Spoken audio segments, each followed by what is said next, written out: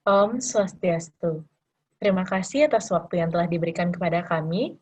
Perkenalkan, kami dari SGD A4 pada kesempatan yang berbahagia ini akan mempresentasikan student project kami. Baik, selamat pagi dokter dan teman-teman sekalian.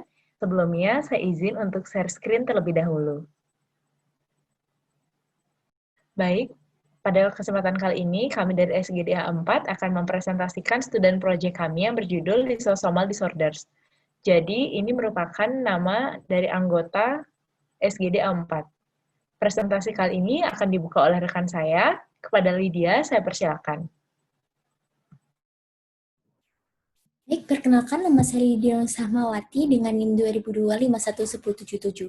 Pada latar belakang kali ini, yang pertama, kita mengenali peran dari lisosom yang terhadap proses interseluler, antara lain apositosis sel, invasi terhadap patogen, regulasi gen, dan persinyalan metabolisme, yang berfungsi terhadap pencernaan molekul kompleks, antara lain protein dan karbohidrat, yang berpengaruh terhadap enzim hidrolitik.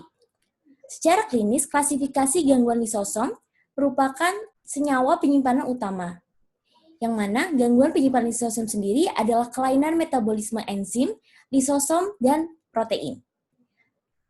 Gangguan penyimpanan lisosom berpengaruh terhadap berbagai jenis sel, jaringan, dan organ. Lesik otak dengan disfungsi saraf merupakan 2/3 penyebab utama dari semua klasifikasi gangguan lisosom.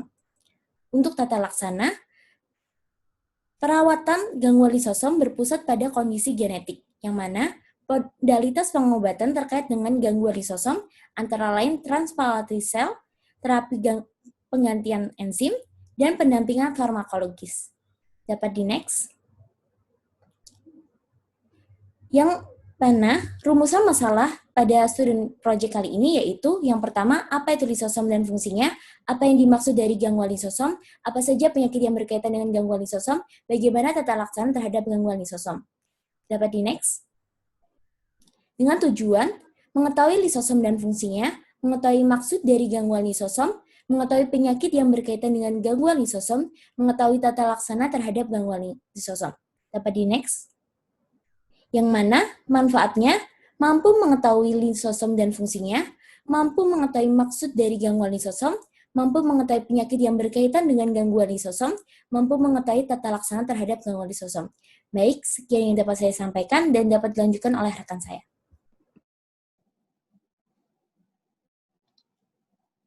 Baik, terima kasih atas waktu yang telah diberikan. Perkenalkan, saya Nimade Mesya Marani Penate dengan NIM 20025111072. Jadi saya akan menjelaskan definisi dari lisosom dan fungsi lisosom itu sendiri. Lisosom adalah organel sel padat yang terikat pada membran yang memberi warna pada asam fosfat dan mengandung asam hidrolase, di mana lisosom itu sendiri berfungsi untuk menurunkan fungsi sel sitoplasma yang tidak diperlukan dan mencerna molekul kompleks seperti karbohidrat, lipid, protein, dan asam nukleat yang kemudian didaur ulang oleh sel untuk keperluan lainnya. Baiklah, sekian dari saya. Selanjutnya akan dilanjutkan oleh rekan saya. Baik, terima kasih atas waktunya. Perkenalkan, nama saya Nika Desinja Pratiwi dengan NIM 20025111067. Jadi di sini saya akan menjelaskan mengenai gangguan lisosom. Gangguan lisosom adalah sekelompok penyakit metabolik bawaan yang disebabkan oleh mutasi pada gen yang menjadikan protein yang terlibat dalam fungsi lisosom yang berbeda. Pada kebanyakan kasus yaitu pada hidrolase asam. Gangguan lisosom secara individual jarang terjadi dan mempengaruhi antara 1 berbanding 25.000 hingga kurang dari 1 berbanding 250.000 kelahiran. Kemudian akan dilanjutkan oleh rekan saya. Baik, terima kasih atas waktunya. Perkenalkan, nama saya Niputu Amristoweni Saputra dengan NIM 20251111078. Selanjutnya saya akan membahas mengenai jenis dari gangguan lisosom itu sendiri. Yang pertama adalah Gaucher disease. Gaucher disease merupakan penyakit genetik langka bersifat autosomal resesif yang disebabkan oleh adanya mutasi pada gen yang bertanggung jawab dalam sekresi enzim glukoserebrosidase, yaitu gen acid beta glukosidase atau gen GBA. Pada penyakit ini, tubuh penderitanya tidak dapat menghasilkan enzim glukoserebrosidase dengan optimal, sehingga terjadi defisiensi enzim tersebut dan menimbulkan akumulasi glukoserebrosid pada sumsum tulang, hati, dan limpa. Ini terklasifikasi menjadi 3 tipe, yaitu tipe 1, tipe 2, dan tipe 3. Selanjutnya akan dilanjutkan oleh rekan saya. Baik, terima kasih atas waktu yang telah diberikan kepada saya. Perkenalkan, nama saya Lorena Samantha Adelina dengan NIM 20025111062. Jadi di sini saya akan menjelaskan mengenai penyakit Fabry disease. Jadi penyakit Fabry disease ini disebabkan oleh mutasi pada gen GLA yang terletak pada kromosom X, sehingga penyakit gangguan lisosom ini termasuk kelainan terpaut kromosom X. Fabry disease merupakan suatu penyakit genetik langka berupa defisiensi enzim alfa-galaktosidase A yang mengkatalis proses pemecahan glikolipid yaitu globotriaosylceramide atau GL3. Jadi terdapat 2 tipe dari penyakit Fabry disease ini. Yang pertama yaitu tipe klasik dan yang kedua yaitu tipe later onset, di mana keduanya mengarah pada gagal ginjal bahkan pada kematian. Baik, sekian dari saya. Selanjutnya akan dijelaskan oleh rekan saya. Terima kasih. Baik, terima kasih atas waktunya.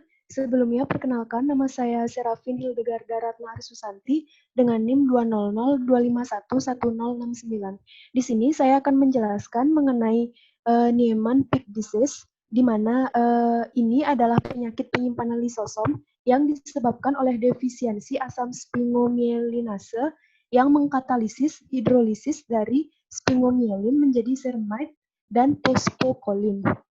Secara tradisional, Niemann-Pick disease ini diklasifikasikan ke dalam 4 subtipe, yaitu ada tipe A, B, C, dan D, di mana penyebab dari tipe A dan B ini disebabkan oleh mutasi missense gen sphingomyelin phosphodiesterase 1, dan penyebab dari tipe C yaitu mutasi pada gen NPC1. Kemudian pada tipe E, NPD ini kurang umum terjadi yang berkembang di masa dewasa. Baik, selanjutnya akan dijelaskan oleh rekan saya. Terima kasih. Terima kasih atas kesempatannya. Perkenalkan, nama saya Yogi Suryo Prayoko dengan NIM 20025111076. Selanjutnya, Pompe disease, yaitu merupakan penyakit miopati metabolisme akut yang disebabkan oleh mutasi pada proses kode genetik pada asam alfa-glukosidase, suatu enzim yang memecah glikogen pada asam milieu di lisosom. Dan terjadi penyakit ini karena kekurangan enzim ini dapat mengarah pada akumulasi glikogen di berbagai macam jaringan, terlebih lagi otot jantung dan otot rangka yang mengalami pelemahan.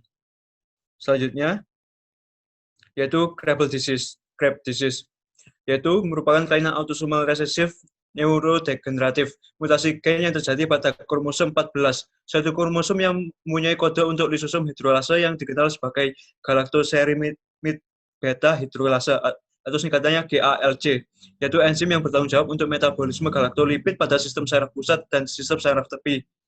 Dan bila terjadi kegagalan, akan mengantarkan pada akumulasi komponen neurodegenerasi.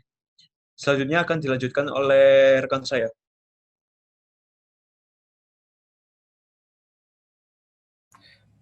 Baiklah, perkenalkan nama saya Gede Mahatma Akara dengan NIM 20025111073. Jadi di sini saya akan menjelaskan mengenai Hunter syndrome.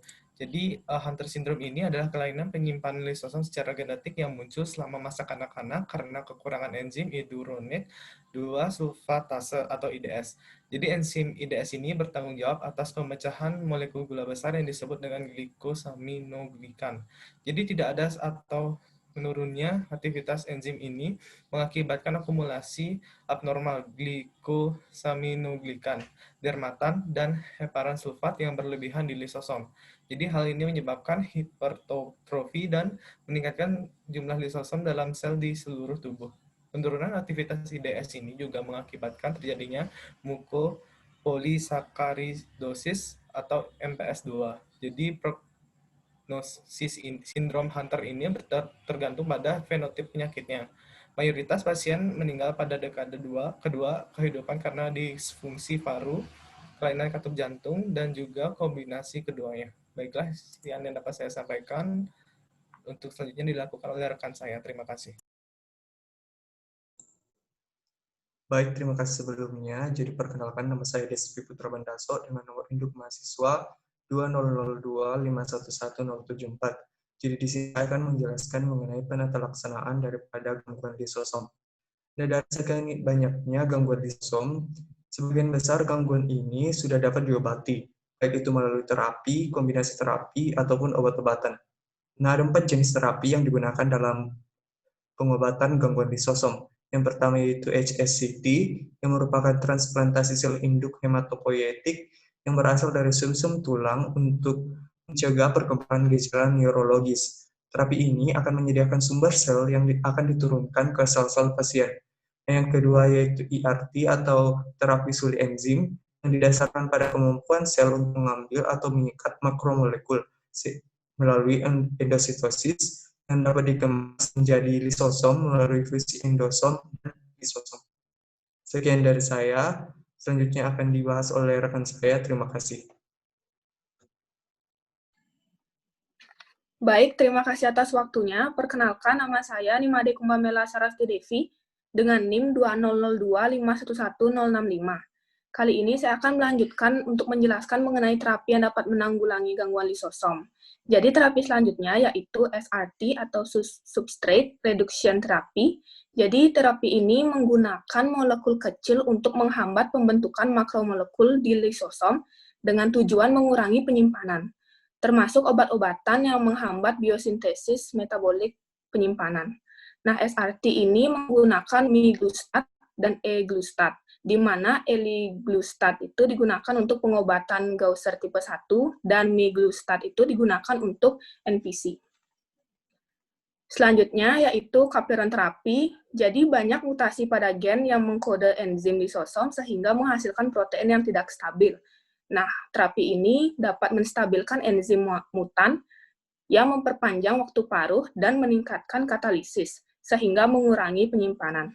Satu-satunya obat pendamping yang dapat digunakan adalah migalastat untuk pengobatan penyakit Fabry yang meningkatkan hipertrofi ventrikel dan mengurangi keparahan diare, refluks, dan gangguan pencernaan.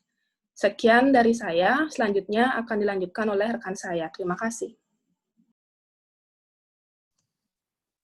Baik, terima kasih atas waktu yang telah diberikan kepada saya. Sebelumnya, perkenalkan saya Dewa Gedera Sameka dengan NIM 2002511066. Nah, di sini saya akan melanjutkan untuk presentasi kali ini, yaitu pada bab ketiga atau bab terakhir mengenai kesimpulan dan juga saran.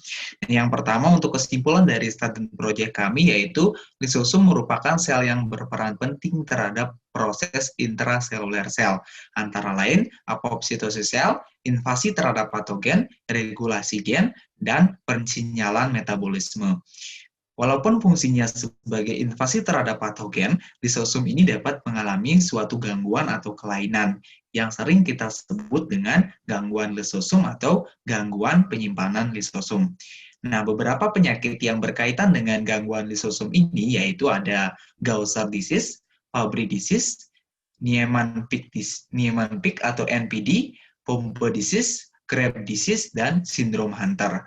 Nah, beberapa gangguan ini dapat diobati atau ditangani melalui beberapa terapi, yaitu ada terapi HSCT, ERT, SRT, dan chaperone terapi, maupun serta dapat dilakukan dengan cara menghentikan pembacaan kodon melalui obat-obatan. Untuk bagian yang kedua, yaitu mengenai saran. Nah, terdapat lebih dari 70 penyakit yang ditandai dengan gangguan pada lisosom, yang sebagian besar diturunkan sebagai ciri resesif autosom. Oleh karena itu, diperlukan suatu studi lanjutan untuk dapat mengidentifikasi berbagai penyakit yang ditimbulkan akibat gangguan lisosom ini, dan tentunya untuk menentukan tata laksana yang tepat terkait dengan penyakit yang ditimbulkan, sehingga dapat dilakukan penanganan secara optimal. Baik, itu saja yang dapat kami sampaikan dalam presentasi student project kami ini. Mohon maaf jika ada kesalahan perkataan yang kami ucapkan ataupun kekurangan materi yang kami sampaikan. Untuk itu, saya ucapkan atau kami ucapkan terima kasih dan saya akhiri dengan Paramesanti. Om Santi Santi Santi Om.